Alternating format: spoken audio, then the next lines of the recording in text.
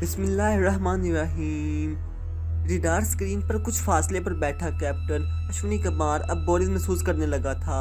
ان لوگوں نے درختوں اور جھاڑیوں کے جبرٹ میں جب اپنا چھوٹا سا آپریشنل کیمپ لگایا تھا، جہاں سے سرحد پر دور دور تک پھیلے اپنے جوانوں کو براہ راست ہدایات دینے کے لیے کرنل بخش کے سامنے جدید ترین آلات موجود تھے۔ حیرت ہے ابھی تک وہ سرحد میں داخل ہی نہیں ہوا، اشونی کمار برابر برایا۔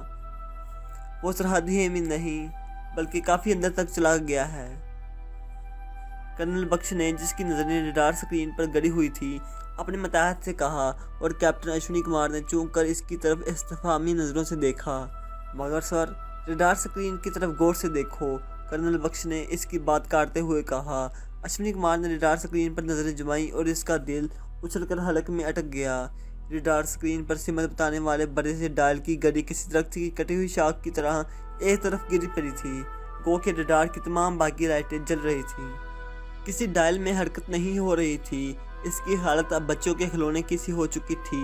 کیپٹن اشونی کمار کو فوراً سمجھ آ گئی کہ اس کی طرف سے بچھائے گئے تاروں کے جال میں کوئی تار کٹ گیا ہے، جس کا مطلب یہ تھا کہ اب اس کا ریڈار کام کرنا ختم ہو چکا ہے اور اس کی کوئی مدد نہیں کر سکتا۔ او مائی گاڈ، بے ساختہ اس کے منہ سے نکلا۔ کیپٹن، میں نے تمہیں پہلے ہی بتایا تھا کہ اس شیر کو مچان باندھ کر شکار نہیں کیا جا سکتا۔ اس کا شکار تو کھلے جنگل میں کھیلنا ہوگا، جس میں شکار اور شکاری کے پاس برابر کا چانس ہوتا ہے۔ دونوں میں سے کسی ایک کی زندگی جا سکتی ہے، اور ہاں، وائٹ فلاور جیسے چیتے کو گھیرنے کے لیے ہمیں ایک دو جوانوں کی بلی بھی دینی پڑے تو کوئی یہ مہنگا سودا نہیں ہوگا۔ تم میری بات سمجھ رہے ہو نا؟ کرنل بخش کا لہجہ اتنا سرد تھا کہ کیپٹن اشونی کمار کو اپنی ریڑھ کی ہڈی میں سنسراہٹ کا احساس ہوا۔ اس نے آج تک کرنل کا یہ روپ نہیں دیکھا تھا۔ اس وقت تک کرنل کی حالت اس زخم خوردہ شکاری جیسی تھی جس نے رائفل سے گولی نکلنے سے پہلے شیر کی کن پٹی پر زوردار پنجہ مار کر بھاگ گیا ہو۔ اس معاملے کو مجھے خود ہی دیکھنا ہوگا، یہ ان لوگوں کی بس کی بات نہیں ہے۔ کرنل بخش کی آنکھیں انگارے اگل رہی تھیں۔ اس نے اپنی چھوٹی سی آٹومیٹک گن اٹھا لی تھی اور اسے حالت جنگ کی پوزیشن میں پکڑے اپنے خیمے سے باہر نکل گیا۔ کیپٹن اشونی کمار اس کے تعاقب میں چوکنا ہو کر چل رہا تھا۔ اس نے سیدھے چلنے کی بجائے اب جنوب کی طرف ہٹنا شروع کر دیا تھا اور دشمن کی توقعات کے بالکل برعکس اس کے سامنے آنے کی بجائے پہلو کی طرف بڑھتا جا رہا تھا۔ اس کے لیے یہ بھی ممکن تھا کہ واپس لوٹ جائے، لیکن یہ مسئلے کا حل نہیں تھا۔ وہ جانتا تھا کہ اب یہاں پر ایسے ہی انتظامات ہوں گے اور اسے بہرحال اپنا آپریشن مکمل کرنا تھا۔ یوں بھی ایک مرتبہ آگے بڑھ کر پیچھے ہٹ جانا اس کی فطرت کے خلاف تھا۔ اس نے زندگی میں لڑنا سیکھا تھا۔ اپنی پوری قوت اور استعداد کے ساتھ وہ میدان میں کود جانے کا عادی تھا۔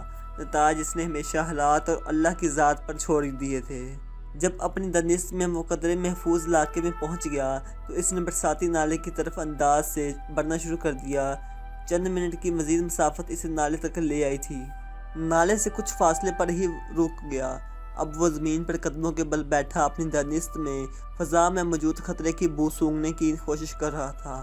اس کے کان میں کسی بھی ممکنہ آہٹ پر لگے ہوئے تھے اور آنکھیں اندھیرے کی چادر کو چیرتی ہوئی دور اندر تک جھانک رہی تھیں۔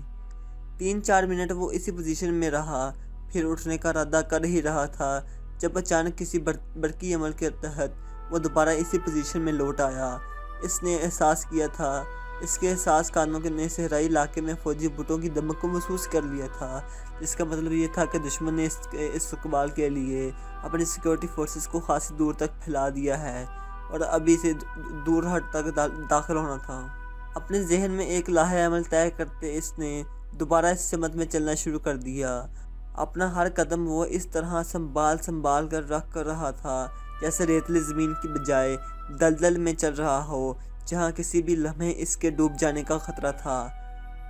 15-20 منٹ تک وہ اسی پوزیشن میں چلتا رہا۔ اب وہ اس علاقے میں پہنچ چکا تھا جہاں اس کے قد سے خاصی بلند جنگلی گھاس کا سلسلہ دور تک پھیلتا چلا گیا تھا۔ اس علاقے میں بھارتی حکومت کی کوششوں سے کھیتی باڑی کو رواج دیا گیا تھا اور گزشتہ 4-5 سال میں یہاں اچھی خاصی فصل پیدا ہونے لگی تھی۔ سلیم اور اس کے دشمن کے لیے ابھی یکساں مواقع تھے جہاں وہ خود کو اس علاقے میں چھپنے کی جگہ پا کر قدرے محفوظ خیال کر رہا تھا۔ وہاں عین ممکن تھا کہ دشمن نے اس کے متوقع آمد کا یہی خیر مقدم کرنے کا بندوبست کر رکھا ہو۔ جنگلی گھاس کے سلسلے کے نزدیک پہنچ کر وہ رک گیا اور چند لمبے لمبے سانس لے کر خود کو تازم کرنے کے بعد اس نے پہلا قدم گھاس پر دھرا۔ اسے اس بات کا احساس ہو گیا تھا کہ آدھی سے زیادہ گھاس خشک ہو چکی ہے، جس پر قدم رکھنے سے بڑی آواز پیدا ہوگی، لیکن اسے علم تھا کہ اس علاقے میں گدڑوں اور سور کی وجہ سے ایسی آوازیں پیدا ہونا معمول کی بات تھی، جس پر سیکیورٹی والے زیادہ توجہ نہیں دیتے۔ گھاس کے اندر پہنچ کر اس نے آسمان پر نظر دوڑائی۔ رات رینگ رینگ کر بالکل اس کی سفر کی طرح اپنا سفر مکمل کر رہی تھی۔ آسمان بالکل صاف تھا، صحرائی ہوائیں چلنا شروع ہو گئی تھیں، جو اس علاقے کی راتوں کو ٹھنڈا کر دیا کرتی تھی۔ آج ہوا کا زور معمول سے کچھ زیادہ تھا۔ اس کی آنکھیں بے چینی سے آسمان پر پھیلتے ستاروں کا جائزہ لے رہی تھی۔ جلد ہی اسے اپنا مطلوبہ ستارہ دکھائی دے گیا۔ ستارہ شناسی اس نے ایک بڑے اسمگلر سے سیکھی تھی، جو اسے پہلے سرحد عبور کروایا کرتا تھا۔ اس بڑے اسمگلر نے اسے صحرائی علاقے سے آسمان پر ایک پہر بیت جانے کے بعد نمودار ہونے والے ستاروں سے متعلق خاصی اہم معلومات پہنچائی تھی۔ صدیوں سے یہ لوگ ستاروں کی مدد سے رات کو اپنے سفر کی سمت کا تعین کیا کرتے تھے۔ سلیم نے ایک مخصوص ستارے کو اپنے دائیں طرف موجود پا کر اندازہ کر لیا تھا کہ اس کا سفر ابھی تک صحیح سمت میں جاری ہے۔ بڑی احتیاط سے اس نے قدم با قدم آگے بڑھنا شروع کیا اور قریباً 200 گز گھاس کے سلسلے کے اندر چلتا گیا۔ اچانک وہ ٹھٹک کر رک گیا۔ ہوا کی مخالف سمت سے اس نے درجنوں ووٹوں کی دمک اپنی سمت آتی محسوس کر لی تھی۔ یوں لگتا تھا جیسے رات کے اندھیرے میں دکھائی دینے والی دوربین کی مدد سے کسی نے اس کی موجودگی کا اندازہ لگا کر اس کے تعاقب میں سیکیورٹی فورسز کو لگا دیا تھا۔ سلیم آہنی قدموں پر جم کر بیٹھ گیا۔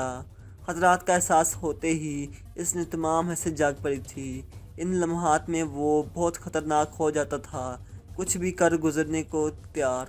خطرے کا احساس اسے خوف زدہ کرنے کی بجائے اس کی حالت شکاریوں کے نرگے میں آئے اس کو خونخوار چیتے جیسی بنا دیا کرتا تھا، جو اپنی جان بچانے سے زیادہ اپنے تعاقب میں آنے والوں کی چیر پھاڑ میں دلچسپی رکھتا ہے۔ یہ بات تو طے شدہ تھی کہ ان لوگوں کو اس کی یہاں موجودگی کا شک ہو گیا تھا۔ یہی وجہ تھی کہ انہوں نے اس علاقے کو گھیرے میں لینے کا پروگرام بنایا تھا۔ اب اگر وہ اٹھ کر بھاگنا شروع کر دیتا تو وہ آسانی سے اس کی سمت کا تعین کر کے اسے گھیرے میں لے لیتے۔ اس بات کا علم سلیم کو بھی تھا کہ انتہائی ناگزیر حالات ہی میں بھارتی سیکیورٹی فورسز اسے گولی کا نشانہ بنائیں گی، کیونکہ راہ کی طرف سے اسے بصورت زندہ گرفتار کرنے کے احکامات جاری ہوئے تھے، اور ابھی بھارت میں کوئی ایسی ایجنسی نہیں بنی تھی جو راہ کے احکامات کی خلاف ورزی کا تصور بھی کر سکتی۔ جوں تعاقب میں آنے والوں کا فاصلہ کم ہو رہا تھا، اس کے خون میں موجود انگارے برق رفتاری سے دوڑنے لگے تھے۔ انہوں نے نیم دائرے کی شکل میں پھیلنا شروع کر دیا تھا۔ سلیم ابھی تک اپنی جگہ سے نہیں ہٹا تھا۔ اس کا ذہن سیکیورٹی فورسز سے زیادہ برق رفتاری سے فرار کا اگلا مرحلہ طے کر رہا تھا۔ اس علاقے کی ممکنہ لوکیشن کو اس نے آنکھوں بند کر کے ذہن پر زور ڈالتے ہوئے دہرانا شروع کیا، اور جلد ہی ایک نتیجے پر پہنچ کر مطمئن ہو رہا تھا۔ اچانک ہی اس نے 2-3 دھماکوں کی آوازیں سنی، جس کے ساتھ ہی آسمان پر آگ سی پھیلنے لگی۔ بھارتیوں نے اندھیرے کا طلسم توڑنے کے لیے رات کو دن بنانے کا ارادہ کر لیا تھا، اور اس علاقے میں اس کی موجودگی کا احساس ہوتے ہی پہلے اس کے گرد گھیرا تنگ کیا تھا، اور اب اس کی موجودگی کا جائزہ لینے کے لیے روشنی راؤنڈز فائر کرنے لگے تھے۔ اوہ، یہ بات ہے۔ حالات کی نزاکت کا احساس ہوتے ہی اس کے ہونٹوں پر مسکراہٹ پھیل گئی۔ اس کے ساتھ ہی اس نے اپنے کندھے پر دھرا مرا سا رومال اپنے سامنے رکھ لیا۔ ایسا رومال یہاں کے دیہاتی عموماً کبھی سر پر پگڑ کی طرح باندھ لیا کرتے تھے اور کبھی کندھے پر رکھ لیا کرتے تھے۔ اس رومال کو وہ پھر گولائی کی شکل میں سر پر رکھ کر سر پر بوجھ اٹھایا کرتے تھے۔ ایک مرتبہ پھر اس نے ہوا کی سمت کا اندازہ کیا اور ایک طرف ہٹ کر رومال کو خشک گھاس پر پھیلا دیا۔ اس کے ساتھ ہی اس نے اپنی جیب سے سگریٹ لائٹر نکالا اور اپنی سمت والے رومال کے کونے کو آگ لگا دی۔ چند سیکنڈ میں رومال کی آگ خشک جنگلی گھاس میں پھیل گئی۔ ہوا نے آگ کے لیے بارود کا کام کیا تھا۔